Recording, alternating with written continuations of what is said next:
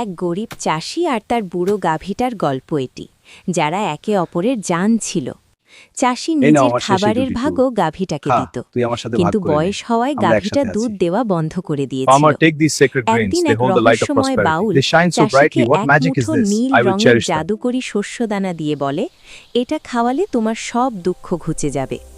দানাগুলো খাওয়ার পর থেকে গাভীটা এমন অদ্ভুত রূপালী দুধ দিতে শুরু করল, যা খেলে মরণাপন্ন রোগীও চাঙা হয়ে ওঠে। চাষি সেই দুধ বিক্রি না করে গ্রামের অসুস্থ মানুষদের বিনামূল্যে বিলিয়ে দিতে লাগল। কিন্তু তার লোভী প্রতিবেশী ভাবল, এই দানার ভিতর নিশ্চয়ই কোনো গুপ্তধন আছে। সে এক রাতে আস্তাবল থেকে চাষির অগোচরে গাভীটাকে বের করে নিয়ে যায় এবং বেশি দুধের আশায় জোর করে এক বস্তা শস্যদানা গাভীটার মুখে ঢেলে দেয়। পরদিন সকালে চাষি তার আস্তাবলে গিয়ে দেখে, সেখানে তার প্রিয় গাভী নেই, পড়ে আছে শুধু একটা নিথর পাথরের মূর্তি, যার চোখে এক ফোঁটা জল জমে আছে। চাষি সেই পাথরের গায়ে মাথা রেখে ফুপিয়ে কাঁদতে থাকে, কিন্তু তার সেই বন্ধু আর কোনো দিন ফিরে আসে না।